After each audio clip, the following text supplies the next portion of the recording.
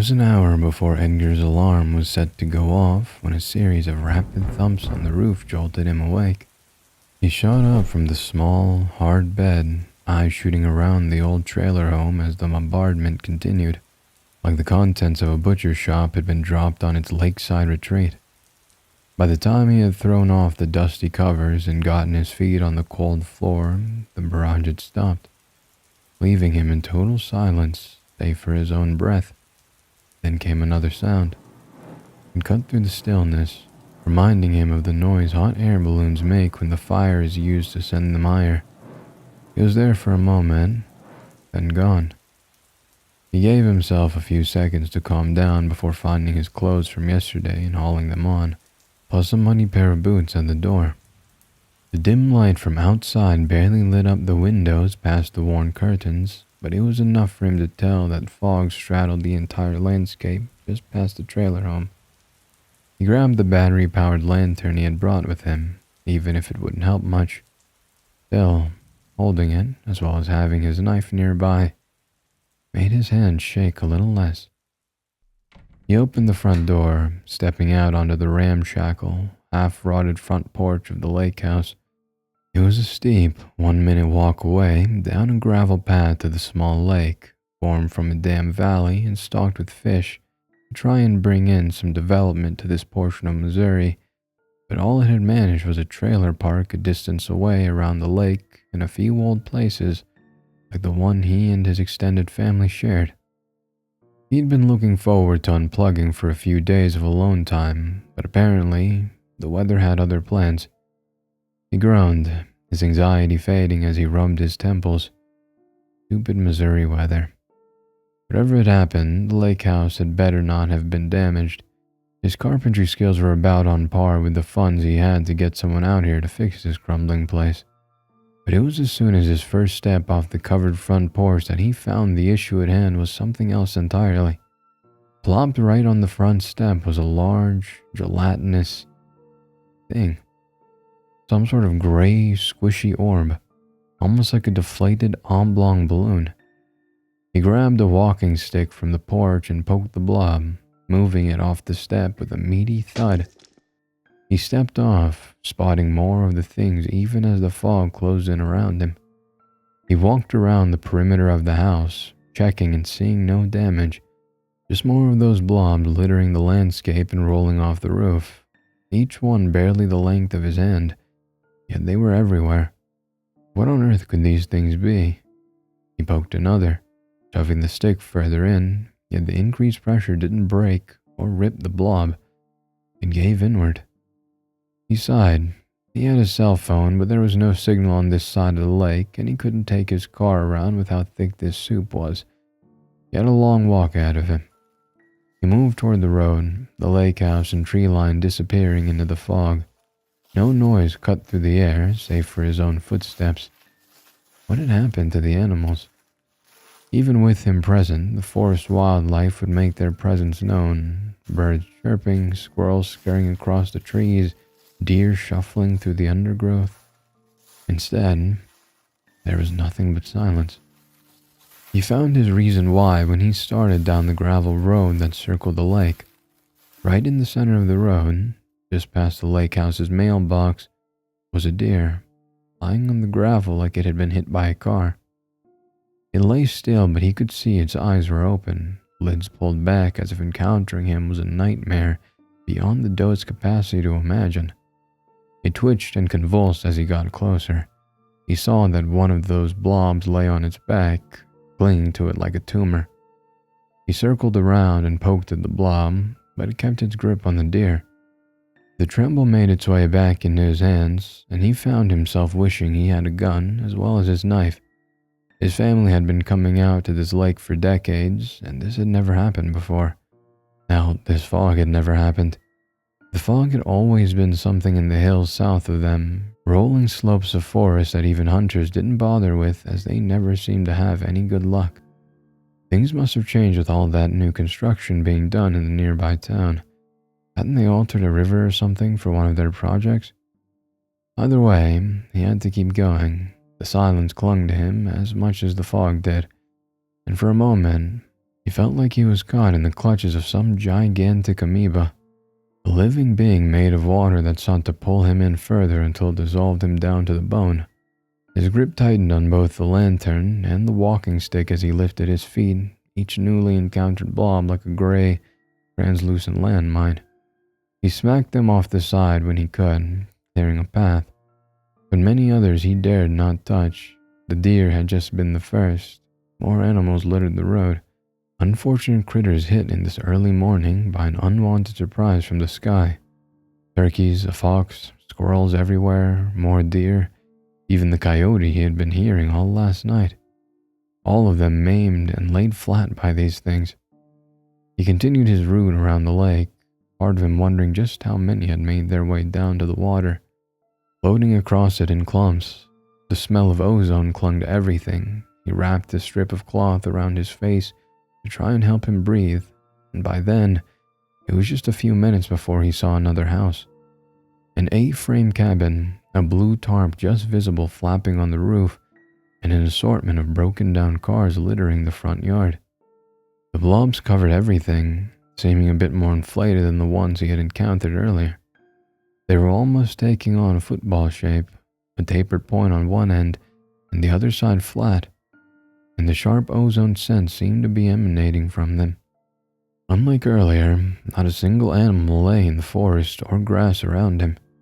He made his way up to the front door and knocked.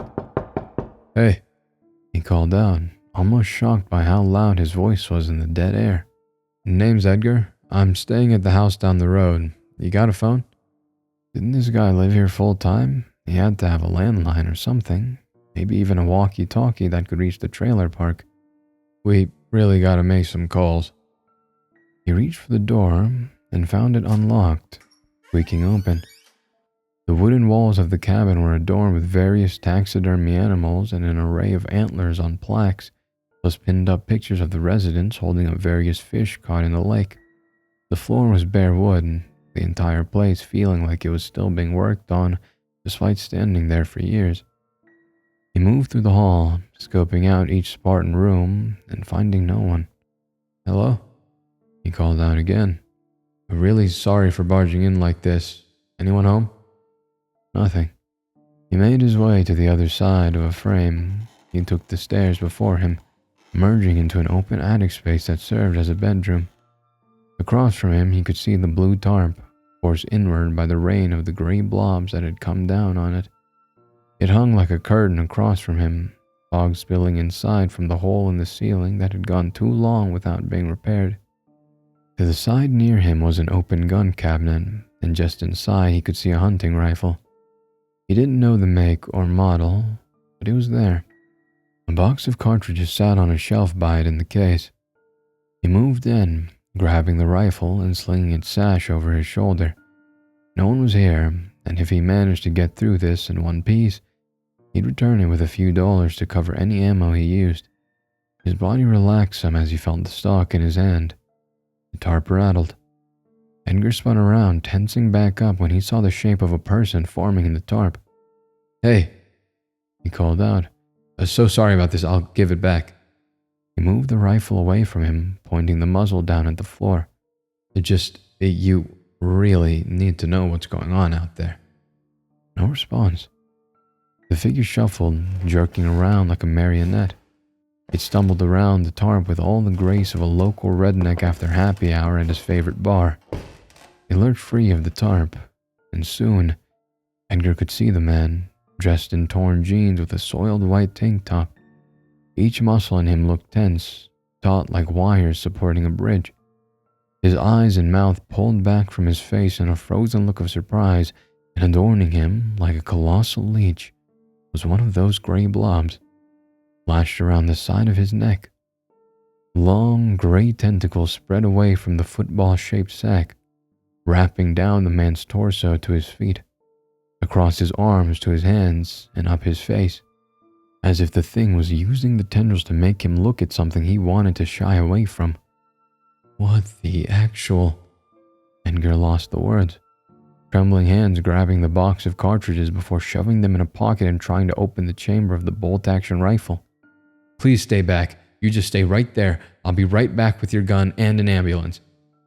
The man regarded him, or perhaps it was more accurate to say the blob regarded him. It made him lurch forward, and as it got closer, Edgar could see it had swollen up more, with little fins starting to form on its side. "Miss Queen is born in this area," said the man, a tentacle wrapped tight around his throat. The voice was dead, empty, spoken without any rhythm or meter. "Are you ready to board?" A Mist Queen? Board? What? Edgar racked his mind at what he was hearing. "Are you ready to board?" The man asked again. He looked at him. "You aren't ready. This man wasn't either. This'll be quick." The man's hand shot down, grabbing one of those loose blobs and palming it like a baseball. As he held it, the tentacle shot out of its flat bottom like a spike trap, hanging in the air for a second before going limp. "You will be ready for boarding." The man threw the blob at Edgar, who just managed to duck to the side as it flailed past him. Its tentacles went every way, thrashing about in a desperate attempt to grab him. All while the stench of ozone grew. The blob hit the wall with a thud, but instead of falling, it floated down, tentacles drooping to the floor. Edgar darted down the stairs as fast as he could, and soon he could hear the puppet of a man charging after him. He hit the ground floor and made for the outside as the man threw himself down the stairs, the controlling parasite not heeding the damage it was doing to its host. As jerking as its motions were, it moved so quickly. Edgar slung the rifle again, freeing his hand to properly grab his walking stick. He dropped the lantern and readied his weapon as the man shot upright as if lifted by strings. The man charged at him, the blob from before now held in his hand. Edgar lanced ahead, getting the man in the chest with enough force to knock him down with a loud crack. But Edgar fell back as well from the momentum. He caught himself, eyeing the man ahead. His chest had caved in, but still the man launched himself back onto his feet. The parasite focused on its goal even as the man surely had to be mortally wounded. "You will be ready to board the Mist Queen," said the man in that same cold, empty voice, as if uttered by a robot. "Hell with this," said Edgar, dropping the stick and readying the hunting rifle. He managed to force a cartridge into the chamber and locked it tight, raising the barrel at his opponent. He did everything he could to keep his hands from shaking the barrel, trying to replicate the breathing exercises his uncle had taught him when showing him how to use a gun. The man shot forward, and Edgar fired. Rather than hit him straight on, his shaking had sent the bullet into the pulsating sac on his neck. The sac exploded in a fiery ball, setting part of the A-frame alight and sending the man's head flying as his decapitated body fell to the floor, the tentacles covering him falling off. Edgar's ears rang as he stumbled back, doing everything he could to calm down and get out of the burning house, having just enough thought to grab the lantern as he did. Somehow, him killing a man wasn't even close to his main thought as he stumbled back out into the fog, stopping in a rusted truck to catch himself. What on earth had he just seen? This couldn't be real. Was that some sort of alien? Had an alien ship come to the lake and dropped some sort of bioweapon on them so it could abduct them all with ease? He could see more of the blobs around him, scattered like party balloons, but inflating more and more. They lay about doing nothing, but if he had touched one of them, he shuddered. He tied the lantern to his belt. Thankfully, he had thought to grab that. Left in the house, the fire continued to consume. He wasn't about to reclaim it, and the rifle took priority. He would need it. He heard more shuffling off in the woods, and he knew why he had not seen animals around here. The aliens must have gone to his house last, traveling around the lake, dropping their puppeteer parasites. The Mist Queen, the name stuck in his mind. He recalled a story his uncle had told him about a zeppelin, a majestic sight that had once flown across the Midwest. One of its crew had gone mad while the Mist Queen had been cruising over these hills, causing it to crash into one of the lakes further south. And since then, the ghost of the Zeppelin haunted the forest, carried by the fog as it could no longer float on the air past it. Were these parasites the twisted form of its crew, seeking more passengers to carry to the afterlife? More shuffling, and just off in the fog he could see forms moving in the undergrowth that encroached on the gravel road. He saw a buck, tentacles twisting their way up its antlers. He loaded another cartridge, trying to spot where the parasite was on the animal. Ozone plagued the air. He kept moving as he heard the deer lurch forward, falling over its own limbs with even less grace than the man had been piloted. He picked up his pace, doing all he could to avoid the parasites that had yet to catch a host. Another animal stumbled out of the woods, but he kept going. He did a double take when he saw a squirrel floating through the air, carried by a much larger, swollen parasite like a balloon. This one's side fins had fully formed, complete with two on the pointed back. A cavity lay between them, and a circular bulge had manifested on the front of the thing's face. Edgar would swear the parasite was pointing that bulge at him. At last, he could see the rows of mobile homes up ahead, encased in a shabby wooden privacy fence. The Oak Village trailer park. He saw more animals floating upward, disappearing into the fog and paying him no mind. Squirrels, rabbits, birds, even a fox and bobcat, their own parasites inflating more to support their climb up the thick air. A deer stumbled out of the woods, its parasite the size of a beach ball and still swelling. The beard looked to be shriveling up, desiccating. No time, he charged up the road, finally spotting the office for the trailer park. He barged his way inside and slammed the door shut behind him. He pushed himself against it, panting as he slid down the door. No lights were on inside the office, as empty and dead as the rest of the world he now lived.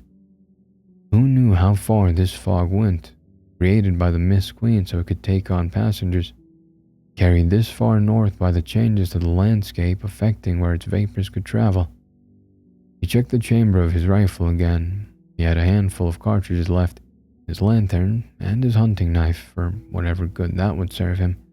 Maybe he would leave after taking enough of the wildlife and whatever poor souls that had touched one of its crew. Or perhaps they would all be ready to board. "Hey," said a voice, followed by the cocking of a gun. Edgar looked up to see a middle-aged, frumpy, bald man pointing a pistol at him before lowering it. "You ain't one of those freaks. Sorry about that." "It's okay," said Edgar. "It's been a long morning." He pulled himself up. "Edgar." "Horn," said the man. "Where on earth you come from, boy?" "Down the road," said Edgar. "Got any idea what's going on?" "No more than you do, I'd wager," he said. He moved over to the front desk and grabbed the water bottle, which he tossed to Edgar. "Those damn blob things plastered my entire park before the sun was up. Tried to clear them off before the dimwits renting my lot started messing with them when I realized something was off. I'm sure you've seen what these things do." Edgar nodded. "So, you've been hiding in here?" he said. "When's help coming?" Warren shook his head. "Don't know what these things are, but they're damn smart. One of them controlling his father and his kids dug up the line those internet people had just installed. Cell phones ain't working either. Whatever's doing this is cut us off." "The Mist Queen." "I heard one of them saying that before she threw one of those blobs at another woman here." Warren shuddered. "I don't know where they are right now. Last I saw, they were trying to break into a house with 2 lots over. 2 idiots I've been trying to evict for a while because they keep shooting off these massive fireworks after midnight." "That might be just what we need," said Edgar. "I shot one of those parasites and it exploded." Warren raised a hand to his chin, contemplating this. "Better we hide. Who knows where they are?" A window shattered somewhere in the back of the office. They both raised their guns. Edgar flicking off the safety as he took in the form shuffling out of a back room. A man, his body shriveling even as the parasites on his side swelled, contorting and breaking his spine to accommodate itself. "The Mist Queen is boarding this area," he croaked out, a dead voice hoarse. "Are you ready to be boarded?" In his hands he held 2 more of the parasites. tentacles ready. Why'd it have to be you, Gary? Growled Warren. Damn Miss Queen's taking over my favorite tenants. He shot Gary's parasite without hesitation, the gray blob erupting into fire and blasting its victim to bits. Guess we're trying for that house, kid. They burst out of the burning office, Edgar's ears still ringing. What on earth was in those things that made them explode? It had to be tied to the ozone he smelled. Why the victims were shriveling up as the parasites grew bigger. The fog closed in on them, but even through it, they could see people stumbling their way. Their parasites had grown almost as large as their bodies, inflating so much their victims seemed to almost float across the ground, each gentle step carrying them with ease. Edgar gulped and fired, taking out another and earning another blazing explosion that obliterated the poor host. Still, the parasites sent their debilitated puppets forward, more of their ilk in hand. Swollen football-shaped orbs taking control from all manner of places. They favored the head and shoulders, but he saw them clinging everywhere they could. One floated along while dragging its puppet by the foot. Many threw parasites at them, but they managed to dodge, Warren doing so by a hair. The flames made the others shy away, and soon a path was cleared for them to charge down the park's road toward the lot Warren had pointed out. Another mobile home, nearly indistinguishable from the rest. The door broken in, and the previous tenants out on the front lawn, floating upward and making their way into the fog. Others still remained, blocking their way. Edgar and Warren held back from destroying these ones. If they did, they risked catching the home afire and lighting all the fireworks. More came in behind them, but these ones did not try to attack or throw their parasites like the others. They stared at the two of them, a line of desiccated men, women, and children at the complete mercy of their puppeteers, eyes almost begging them for help, even as the tentacles pulled the lids back and worked their mouths and throats. The Miss Queen is boarding this area, they called out in unison. Are you ready to board? The actual crap is the Miss Queen, barked Warren, raising his gun. I don't believe in ghosts, so you'd better have something good. The host stopped, jerking their heads to look at each other. We are the Miss Queen, one said. What? Warren scratched his head. The Miss Queen is no ghost, another said. Each of us is the Miss Queen, all of us together, working as one, united to serve the whole, each designed to a unique purpose. We are to ready you to board. Others will board you. More will take care of you. And the rest shall carry the Miss Queen to the next place. They all stopped and jerked their heads upward. The rest of us is here. Edgar felt his skin grow cold as he looked at the fog, still obscuring and opaque as before. Then he saw something move. Giant cords tapering down from the sky, dozens of them. No, not cords. Tentacles. Tentacles just like those on the parasites. Elegant yet covered in rows upon rows of barbs. Had he not been trying so hard to find them, they might have almost blended into the fog. The tentacles twisted upward, and the further he craned his neck, the more he could make out an obscured, dark figure floating down. He heard the hot air balloon sound from before, and the shape moved ahead, the fog parting to reveal what now draped its tendrils across the trailer park. Its body matched that of a parasite, but yet was so much more. The finned, inflated form was lined and supported by a frame of something white like bone, containing its swollen body like a cage. Rows upon rows of pods lined the protruding bottom side. Above them he could see the inner workings of the horror through the translucent hide, pulsating organs working to power the monstrosity. Bodies of the taken floated upward toward the pods, tentacles reaching and grabbing them before the pods opened sideways for their catch to be placed inside. The parasites relinquished their hosts and grabbed onto the outside of the pods, fusing with the flesh and wriggling their way back into the main body, returning to the center while rows of them hung like profane fruit. The pods closed once more, their prey now fully boarded and ready to be taken care of. And at the front of the Miss Queen, the circular bulge opened. A single rose-colored eye gazed down, a long light band running across it while three slit-like pupils focus in on the two of them. "You aboard the Mist Queen," said one of the hosts. She, as well as the others the Mist Queen had taken, started to float upward. "Even if you're not ready, you aboard." The Mist Queen moved itself over and tentacles dropped down around them, a trap of barbed tendrils barring their way even as they took the other people the parasites had claimed. A series of tentacles fell down toward them, shooting out of the Mist Queen's main body. "Get in the house," yelled Warren, pushing Edgar ahead and out of the reach of the tentacles. "Find something in."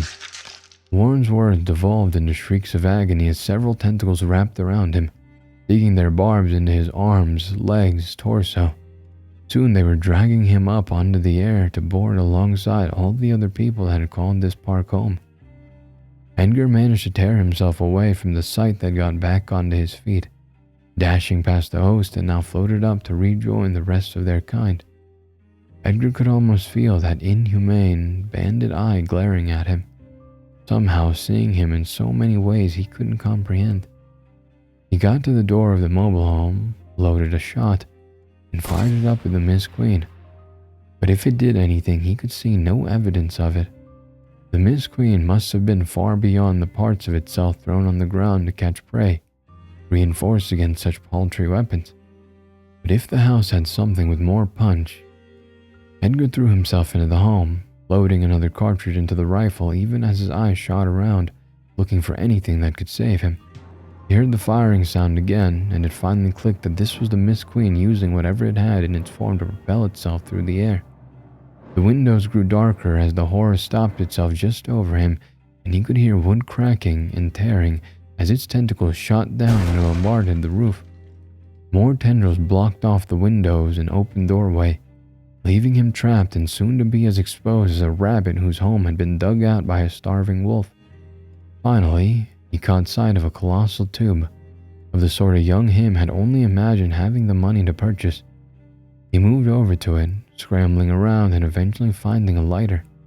He grabbed both and moved to the center of the home, looking around for some sort of wick he could use to light it from a distance before the roof caved in, and he could barely put up his hands in time to protect his head as the wood and debris rained on him.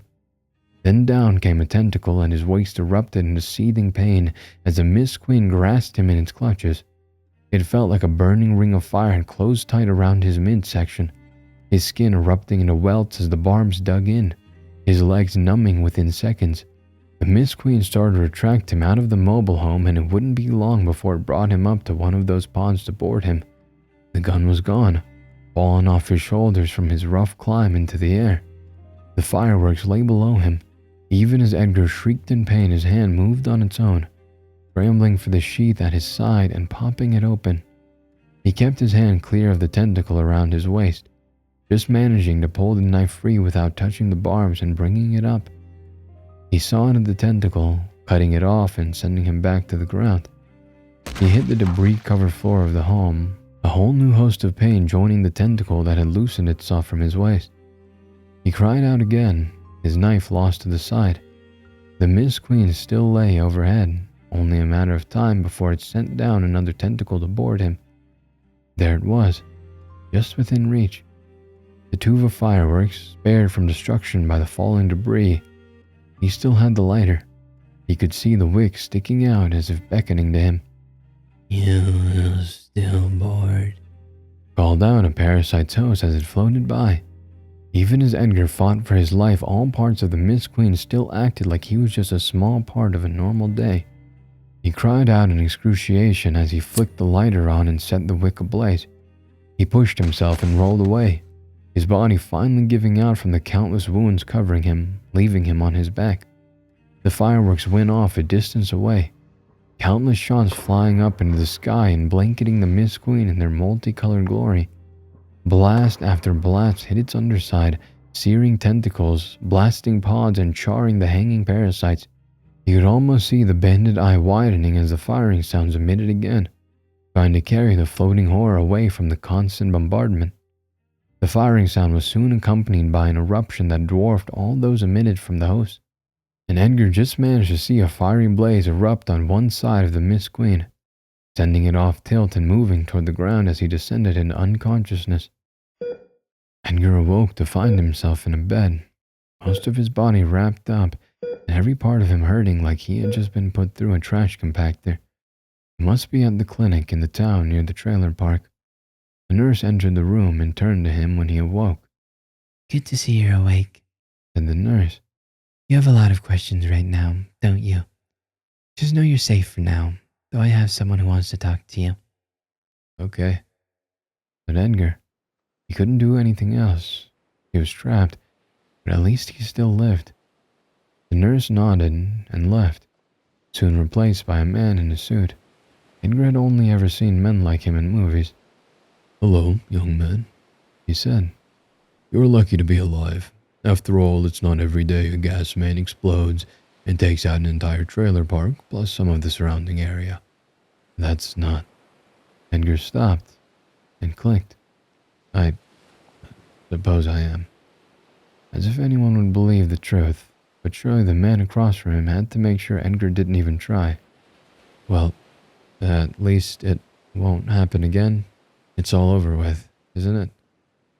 We're cleaning up all the other remnants in the area, Said the man. We've picked up the mobile home park, the lake, and the burned house nearby. That one yours? No, the one past it. Said Edgar. At least they're all gone, right? There were none dropped out the house past the burned one.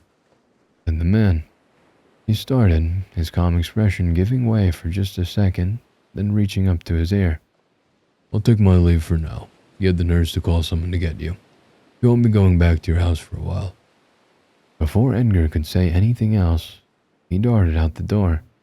Edgar lay in bed, skin growing clammy, even as his exhaustion caught up with him again. He faded back into sleep, but not before he glanced out the window once. In the early misty morning, he almost thought he could see a small, floating, translucent shape moving through the vapor. I really enjoyed that one. It was another third-person one, which again, I do really enjoy, but I liked the world was very encapsulating from the start, and I think that was very impressive and well done. So, very immersive. I could feel myself in the world almost immediately as soon as I started reading it. So, that was definitely good writing. So, I hope you all enjoyed it too. Thank you so much for watching and listening. I will see you in the next Ego Volt Anima Vestra.